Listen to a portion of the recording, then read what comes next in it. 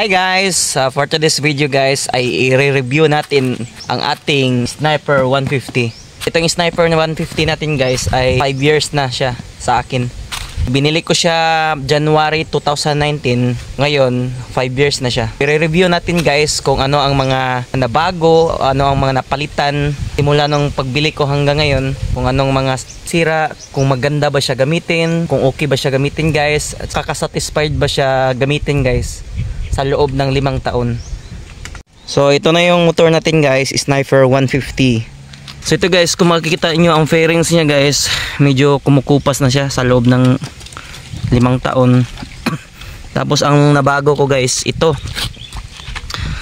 shock. Hindi na siya talaga yung original na shock kasi nagsisisi ako guys nung ibenta ko yung stock talaga na shock nito.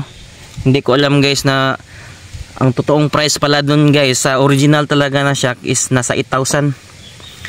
So kasi yung issue kasi ng Sniper noon guys, pagdating ng mga siguro mga 2 taon, lumalagotok na siya guys.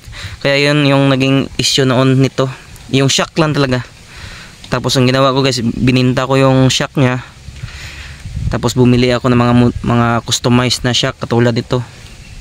Actually pangalawang beses na tong dalawang beses ko na to, pangalawa na pinalitan ko ng shock. Hindi ko alam guys na yung shock pala, yung mga shop ngayon may mga bago silang technique para maging maayos yung play ng shock, ng stock shock. So yung ginagawa ng iba, dinagdagan nila ng spring para mas lalong lumambot yung shock. So yun lang guys, ang mga nabili ko guys, ito engine cover, tapos ito nakalimutan ko ang tawag dito.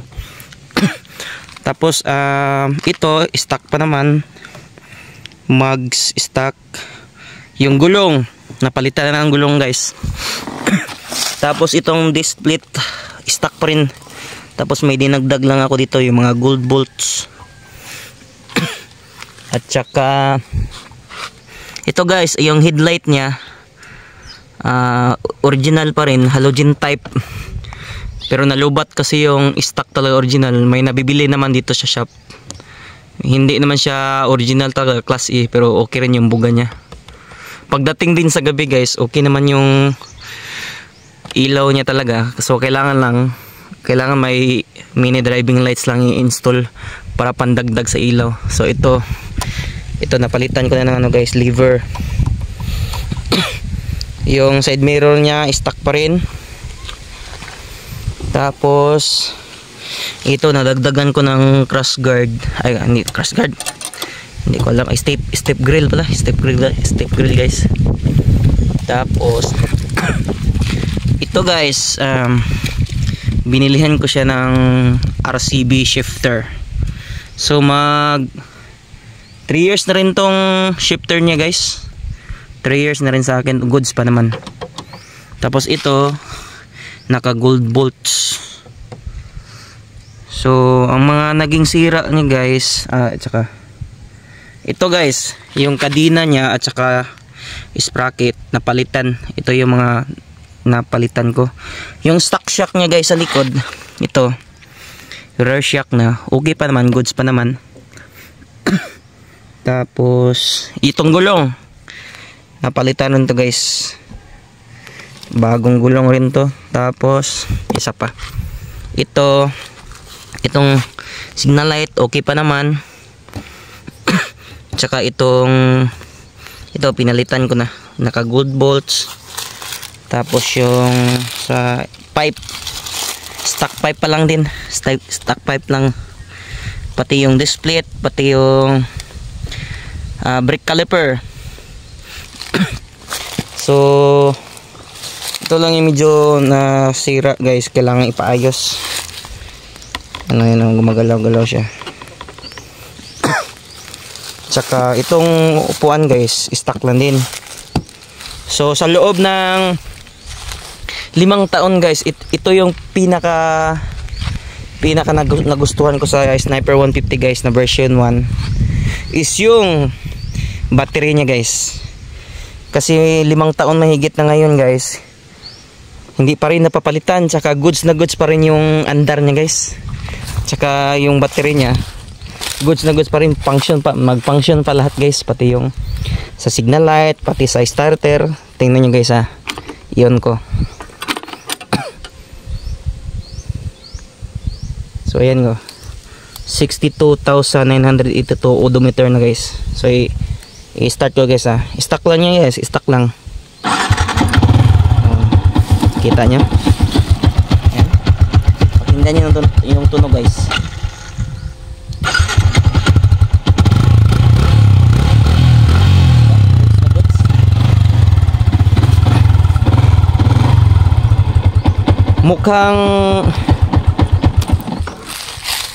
Mukhang madumi lang siya tingnan guys.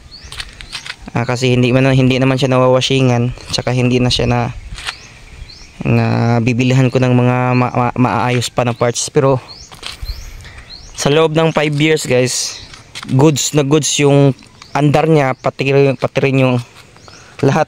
Ay ito pala guys, pati rin yung busina niya guys.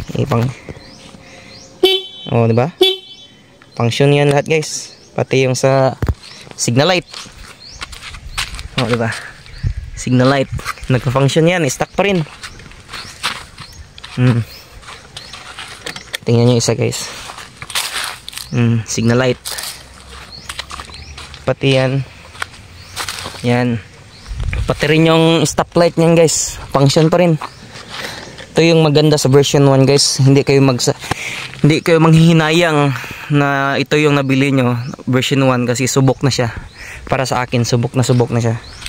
Tapos yung speed ko naman ito guys, top speed ko nito ay nakuha ko mga yung 90 kilos ako 90 kilograms 90 kilos ako nakaya kong mag top speed nito ng 125.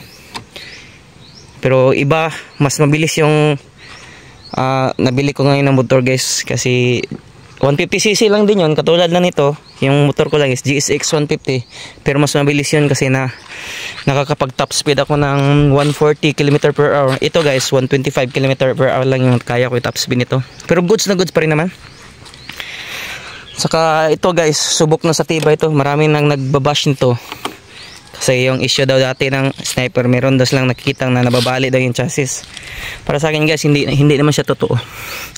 Nakadepende lang talaga kung paano mo i-handle yung motor no, para mas lalo pang tumibay. So ang sekreto ko pala nito guys, kaya naging ganito kaganda pa rin ang andar ng motor ko, is proper change oil lang guys. Proper change oil. So yan kasi yung paraan talaga guys, ma-maintain natin ang kondisyon ng ating mga motor. Proper maintenance, change oil at saka kailangan pag magpalit ka ng change oil, kailangan bibili ka rin ng palitan mo rin yung oil filter. Kasabay niyan pag mag-change oil ka, dapat magpalit ka rin ng oil filter para mas maganda, mas lalo pang gumanda ang performance ng motor mo. Sa ngayon guys, okay pa naman talaga yung okay pa talaga yung andar niya. Kaya manghihinayang talaga ako na ibinta yung motor na to. Kasi sa totoo lang, ayaw ko talaga ibinta ang motor na to kasi good condition pa talaga guys. Honest review lang to guys. Very good condition talaga yung motor ko. Kaya sulit na sulit yung guys na nabili ko tong motor na to guys is 100,000 noon January 2019. So para sa akin guys, sulit na sulit tong motor na to. Maraming nang nagbas nito dati guys eh, pero hindi nila alam guys. Kaya tayong mga Sniper owner, alam natin kung ano talaga ang totoo. So yung iba na hindi pa nakagagamit ng Sniper hanggang bash na sila guys. So medyo madumi lang siya guys kasi hindi pa na-washingan. So baka bukas washingan ko to. Medyo mainit kasi yung panahon ngayon guys. So yun lang guys, mamaya mag-change oil kami para kasi umabot na siya ng 2,000 odometer. Every 2,000 odometer ako nag-change oil guys nito. Tsaka yung ginagamit ko na pang change oil is yung Motul. medyo semi-synthetic siya guys. Magpapalit na rin kami ng mamaya, oil filter. So yun lang guys, maraming salamat sa mga nanonood ng aking video. So kung nagustuhan nyo ang aking video guys, paki-follow, like, and share naman guys ng aking video. So that's it. Magandang araw sa inyong lahat guys.